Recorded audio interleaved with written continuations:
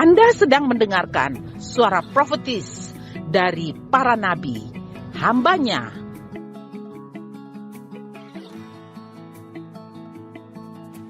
Dengarkanlah dan lakukanlah perintah Tuhan melalui para nabi, maka engkau akan berhasil. Selamat mendengarkan. Hari ini kita masih di dalam tema besar, yaitu faster, deeper, wider, nothing impossible. Ya. Jadi meninggalkan keterlambatan di belakang, leaving delay behind. Jadi kalimat ini, meninggalkan keterlambatan di belakang, berarti kita pernah mengalami keterlambatan.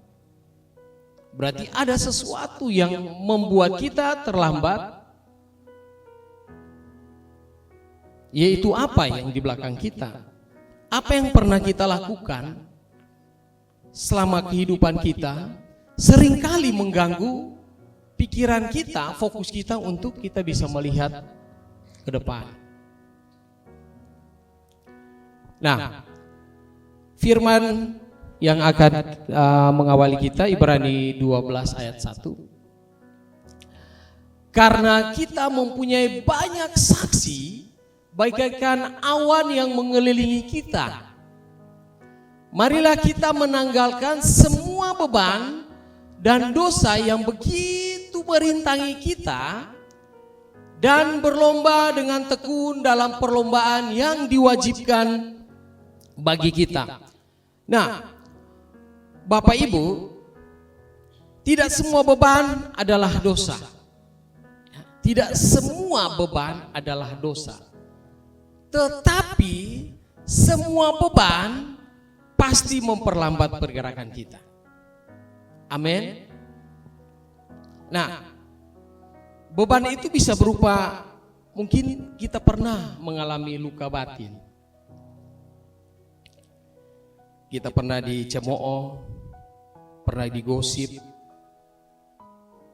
Mungkin ada masalah-masalah lalu yang pernah kita alami sehingga terbawa. Walaupun kita sudah menikah, punya anak, kita masih terbawa dengan luka batin, sehingga kita mengalami kepahitan. Setelah itu pasti ada rasa takut yang menghantui kita. Saya mau melangkah, saya rasa takut. Ya. Ataupun mungkin kenyamanan yang berlebihan.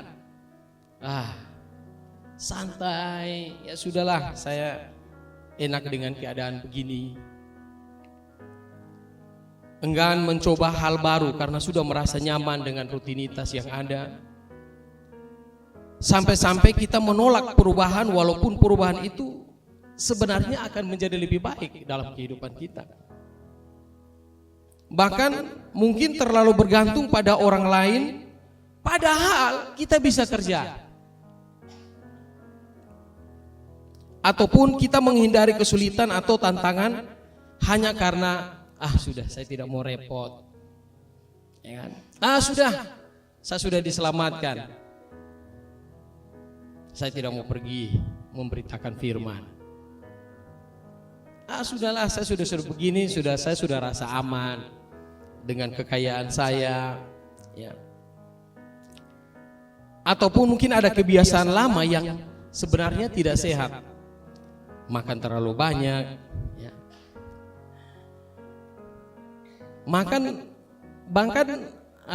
Makan ini benar ya, supaya apa? Supaya kita bisa bertumbuh. Tetapi kalau terlalu banyak, apalagi terlalu banyak, apalagi sudah mulai umur mulai 50-60 tahun, tidak bisa terlalu banyak makan daging dan lain sebagainya. Nah, inilah kebiasaan lama yang sebenarnya tidak sehat. Contohnya bisa kita menyimpan marah atau dendam terlalu lama. Seringkali kita pernah dengar, lu belum tahu beta. Lu kalau salah dengan beta akan ingat lu walaupun saudara. Atau mungkin terlalu sering membandingkan diri kita dengan orang lain. Nah, Bapak Ibu, 1 Korintus 6 ayat 12, segala sesuatu halal, dikatakan halal bagiku, tetapi bukan semuanya berguna. Segala sesuatu halal bagiku, tetapi aku tidak membiarkan diriku diperhamba oleh suatu apapun. Nah, ini menegaskan kita bahwa sesuatu bisa saja tidak salah yang kita lakukan, tetapi tetap menghambat percepatan Tuhan yang akan Tuhan lakukan di dalam diri kita, di dalam keluarga kita. Ada dua alasan rohani mengapa sesuatu bisa tidak salah, tetapi ini salah satu pemicu memperhambat percepatan Tuhan dalam kehidupan kita. Alasan pertama, tidak semua yang boleh itu membangun dan membawa kita maju. Tidak semua yang boleh itu membangun dan membawa kita maju. Nah, sesuatu bisa saja halal, tidak berdosa, tetapi sebenarnya tidak berguna untuk tujuan Tuhan dalam kehidupan kita. Tuhan mau buat satu pergerakan dalam kehidupan kita. 1 Korintus 10 ayat 23 katakan begini, segala sesuatu halal tetapi bukan semuanya berguna, bukan semuanya membangun. Ada hal netral, Bapak Ibu, bisa menjadi penghambat ketika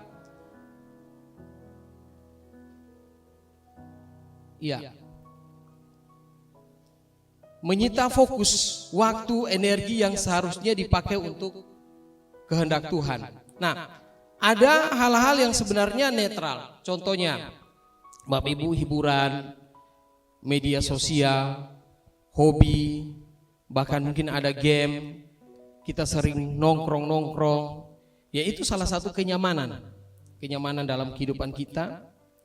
Nah, hal ini itu bisa menjadi penghambat, ya, bisa menjadi penghambat pergerakan Tuhan dalam kehidupan kita. Kenapa? Karena kita menghabiskan fokus kita sehingga kita tidak lagi memikirkan hal-hal rohani dalam kehidupan kita.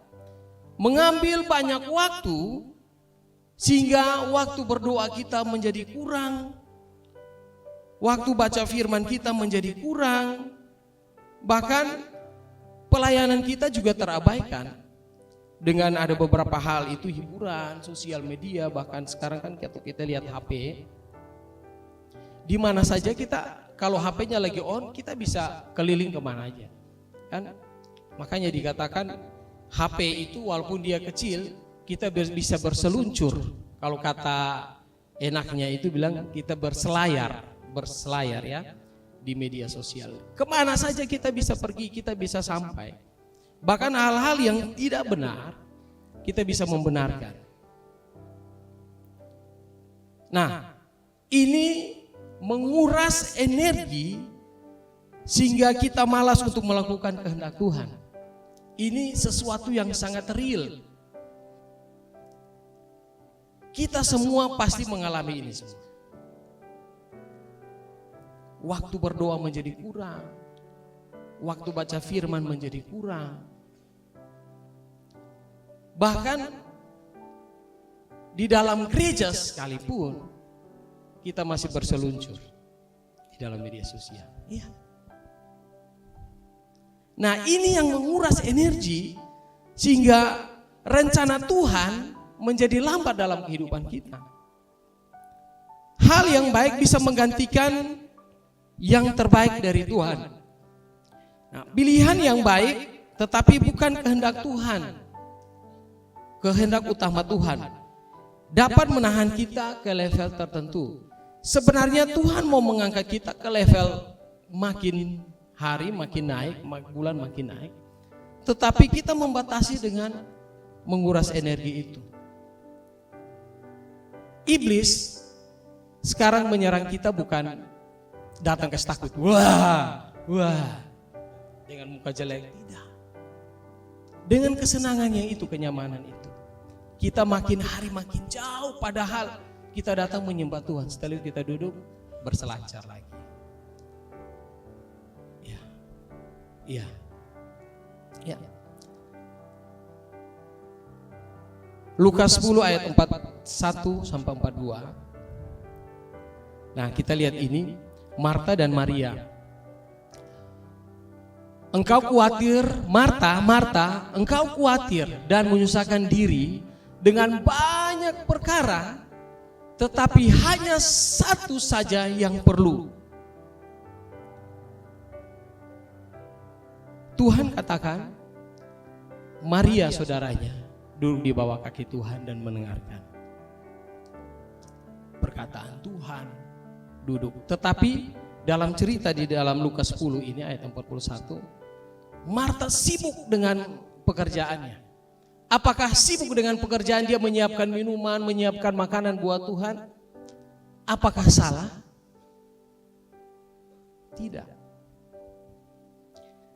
Seringkali kita disibukkan dengan begitu. Kita rasa tidak salah. Tetapi sebenarnya bukan kehendak Tuhan. Tuhan mau lakukan lebih besar dalam kehidupan kita. Nah, kesibukan pelayanan itu baik, tetapi dapat menghambat kedalaman relasi yang terbaik yang Tuhan mau berikan kepada kita, sehingga memperlambat pekerjaan Tuhan dalam kehidupan kita. Musuh percepatan rohani bukan selalu kita lihat dosa, tetapi hal-hal netral yang mengambil tempat kehendak Tuhan ini. Sepertinya kita tidak merasakan, tetapi makin lama kita ditarik. Makin lama kita ditarik. Akhirnya kita melupakan janji Tuhan, kita melupakan firman Tuhan, kita melupakan semua. Nah, media sosial bisa menjadi musuh dalam selimut yang mencuri waktu dan peluang terbaik untuk Tuhan. Yang kedua, kita lihat, masa lalu adalah pelajaran bukan penentu. Kesalahan, kegagalan, dan luka masa lalu tidak diberi kuasa untuk menentukan masa depan orang percaya. Amin. Jadi kesalahan, kegagalan masa lalu kita itu tidak menentukan masa depan kita. Karena identitas orang percaya itu ditentukan oleh Kristus, bukan oleh masa lalu. Sekalipun masa lalu kita bermasalah, kita buruk, kita jatuh bangun, tetapi itu bukan masa depan kita. Itu bukan barometer, bukan kompas untuk kita melangkah ke depan dan kita akan melihat terus, tidak. Tetapi masa depan kita adalah Kristus. Kenapa? Karena 2 Korintus 5 ayat 17. Jadi siapa yang ada di dalam Kristus, ia adalah ciptaan baru di dalam Kristus. Yang lama sudah berlalu, sesungguhnya yang baru sudah datang. Saat kita terima Yesus dalam kehidupan kita, Tuhan buka langkah buat kita untuk melihat masa depan kita. Jadi masa lalu mungkin menjelaskan dari mana kita datang, tetapi Kristus menentukan kemana kita akan pergi. Amin. Tuhan menebus masa lalu dan menggunakannya sebagai bagian dari rencana Tuhan. Makanya kenapa sering saya perlihat hamba Tuhan, ya, ada yang tatoan, ya, ada yang betul-betul ini. Nah, mereka diutus supaya menjadi saksi. Kalau mereka lihat masa lalu mereka, pasti mereka tidak bisa melakukan sesuatu yang besar. Mungkin pemakai narkoba, ya, dan lain sebagainya kan. Tetapi mereka melihat masa depan mereka, dan mereka bisa lakukan. Tuhan pakai masa lalu kita untuk bisa menjadi saksi di masa depan. Nah, apa yang melukai kita sebenarnya tidak mengakhiri cerita kita. Ini bagus kata-katanya. Apa yang melukai kita sebenarnya itu tidak mengakhiri cerita kita. Kita jangan berpikir dalam pikiran kita, saya dilukai, saya ditinggalkan, wah masa depan saya selesai. Tidak bisa masa lalu kita, penderitaan kita yang kita pernah alami, tidak bisa memotong cerita kita. Kenapa? Karena ada Kristus. Di dalam Tuhan kita adalah ciptaan yang baru, Bapak Ibu.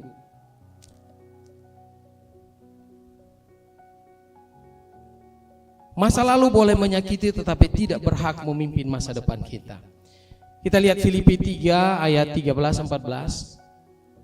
Saudara-saudaraku, aku sendiri tidak menganggap bahwa aku telah menangkapnya, tetapi ini yang kulakukan.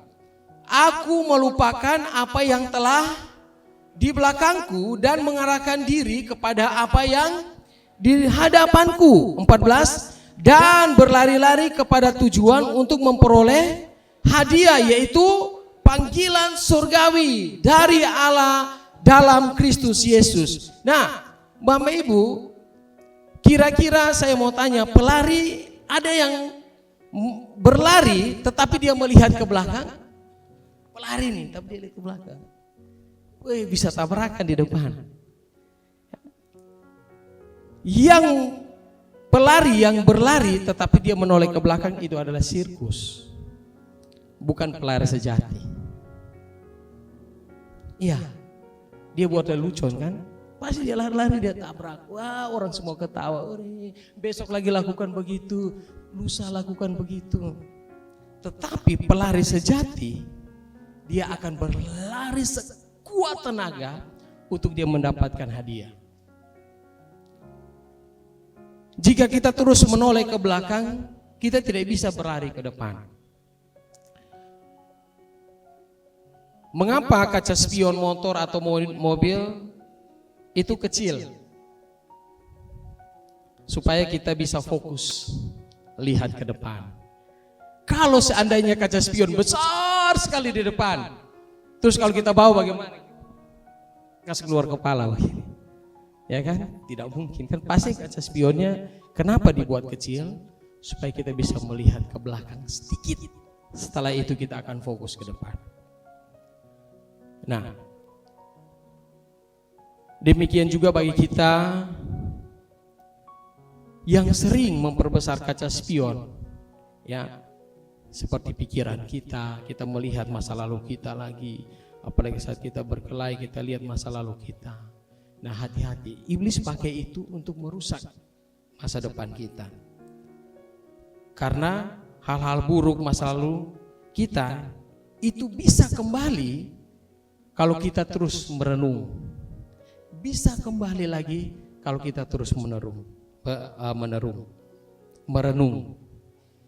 Nah, ada satu ilustrasi, Bapak Ibu. Seseorang, ya, dia menjatuhkan pot tanaman kesayangannya sehingga pecah. Ada tanamannya bagus, tetapi dia menjatuhkannya. Lalu si orang ini duduk lama sekali memandangi pecahan-pecahan pot itu bersama bunganya yang jatuh. Dia bukan hanya memandangi, dia menangis. Dia menangis, bentuknya sudah hancur. Tidak bisa dibentuk, tidak bisa dilem lagi. Padahal di sampingnya ada bibit tanaman baru dan pot yang baru yang siap dipakai. Nah, selama ia hanya menangisi pot yang pecah, ia tidak akan pernah menanam pot yang baru itu, tanaman yang baru itu kan. Kalau dia hanya memandang pot yang pecah itu, dia tidak akan bisa menanam bibit yang baru. Ya.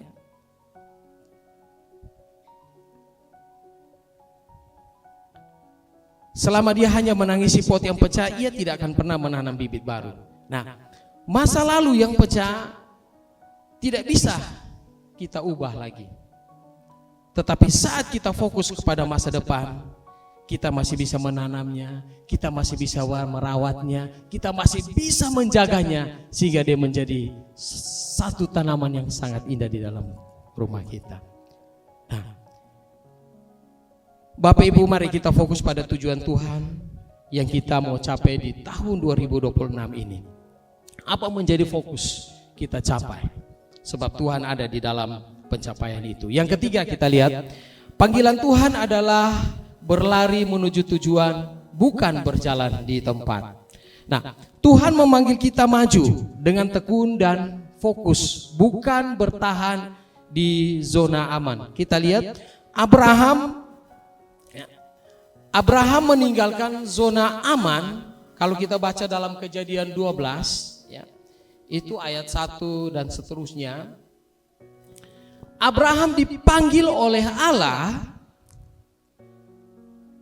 bukan dipanggil untuk Abraham, ayo kita pergi ke negeri yang kamu sudah tahu. Apakah betul? Atau Abraham, kamu tinggal sendiri, kita tinggal di satu keluarga, lokasi yang besar. Pasti kalau begitu Abraham senang sekali, ya kan? Abraham pasti senang sekali. Tetapi sebaliknya, Abraham dipanggil Tuhan untuk meninggalkan negerinya. Padahal negerinya kalau kita baca di dalam Kejadian 12, Bapak Ibu, itu negeri yang sangat subur, negeri yang dia sudah menghasilkan kambing, domba, ternak yang sangat banyak, bahkan dikatakan budak-budaknya sangat banyak.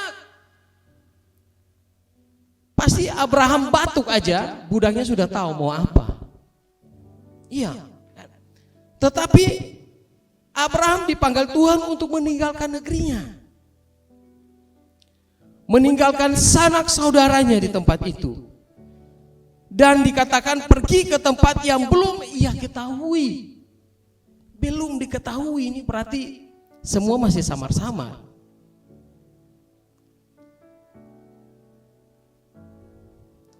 Tetapi Abraham dikatakan Abraham taat. Abraham taat tanpa peta, tanpa kepastian, tetapi dengan fokus kepada janji Tuhan. Amin. Kita juga fokus kepada janji Tuhan. Amin. Kenapa? Karena Yesus adalah masa depan kita. Bapak Ibu, ada anugerah Tuhan waktu kita taat kepada perintah Tuhan. Amin. Abraham tidak menunggu rasa aman, tetapi ia melangkah dengan iman. Abraham keluar dari rasa nyaman, banyak ternak, banyak budaknya, mungkin saja ya kan. Dia meninggalkan segala sesuatu, mungkin rumahnya sangat besar, dia merasa nyaman di tempat itu. Tetapi Bapak Ibu, karena ketaatan Abraham, kita semua mendapatkan berkatnya. Amin. Kita semua mendapat berkatnya. Zona aman seringkali adalah musuh dari rencana Tuhan yang besar. Mungkin apa yang menjadi zona aman kita? Yang kedua kita lihat Petrus keluar dari perahu, Matius 14 ayat 28 sampai 29. Petrus merangkak keluar dari perahu. Nah, tempat paling aman secara manusia pasti di dalam perahu, bukan di dalam air. Atau di sini ada yang suka di dalam air terus, ya. Dari sini dia masuk kolam terus, makan di dalam kolam, tidur di dalam kolam, ya. Pasti secara manusia Petrus aman, ya. Petrus nyaman di dalam perahu. Tetapi Petrus keluar sehingga ia bisa mengalami mujizat. Seandainya kalau Petrus tidak keluar, kita tidak tahu mujizat. Ada yang bisa jalan di atas air, tidak ada.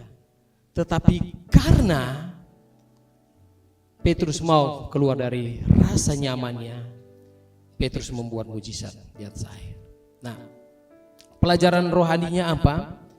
Selama mata Petrus tertuju kepada Yesus, ia berjalan dalam kuasa supranatural. Ada amin.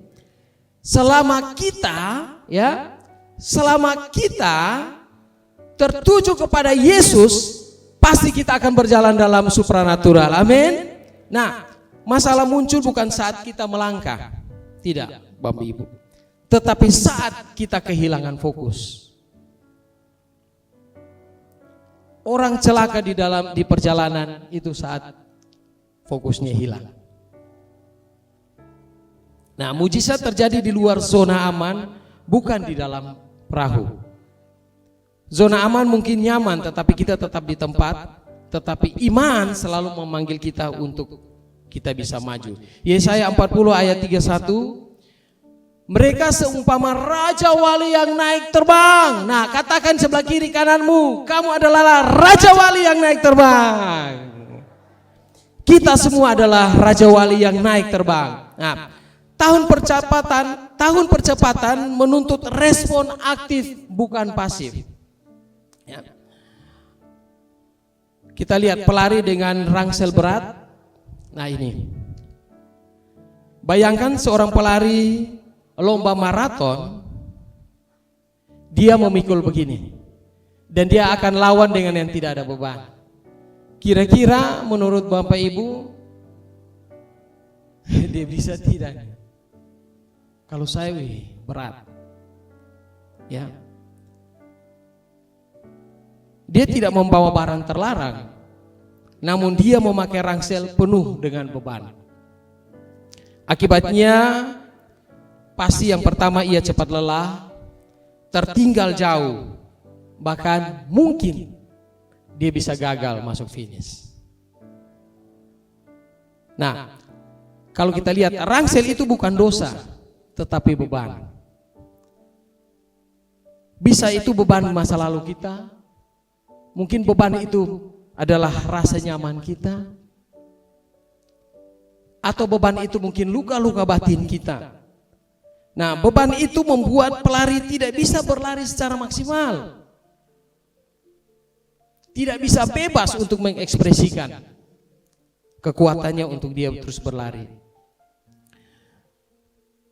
Bapak Ibu, Tuhan tidak meminta kita berhenti berlomba. Tuhan meminta kita menanggalkan rangsel supaya kita bisa berlari dengan ringan dan cepat. Amin. Tuhan mau kita tanggalkan beban kita. Mungkin beban masa lalu kita yang terus membayangi kita, sehingga kita tidak bisa maju. Mungkin kita mau buka usaha, kita takut bangkrut, ya. Mungkin kita mau buat apapun, kita merasa takut karena kita pernah mengalami kejadian yang fatal, sehingga kita tidak berani untuk melangkah. Malam hari ini saya mau challenge Bapak Ibu semua. Ayo, tanggalkan beban kita. Tuhan mau kita berlari di tahun 2026 ini. Tuhan tidak mau melihat anak-anak Tuhan memikul beban sangat berat. Jangan ingat masa-masa lalu kita. Lihat bahwa masa depan ada di dalam tangan Tuhan. Amin, Bapak Ibu. Yes. Kan itu saya jemput Bapak Ibu, mari kita bangkit berdiri. Kita mau deklarasikan firman ini, Ibrani 12 ayat 1.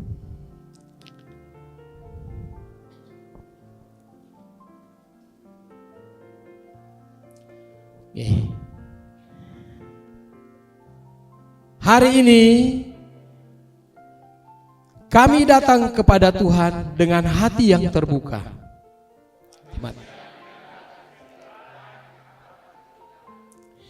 Kami mengakui tidak semua beban adalah dosa, tetapi semua beban memperlambat langkah kami.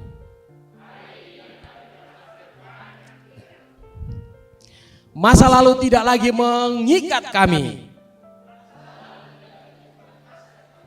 Amin. Kami tidak hidup di dalam luka, kepahitan, dan ketakutan. Amin. Tuhan memanggil kami untuk berlari dalam rencananya. Amin. Kami melangkah ke depan dengan iman dan ketaatan.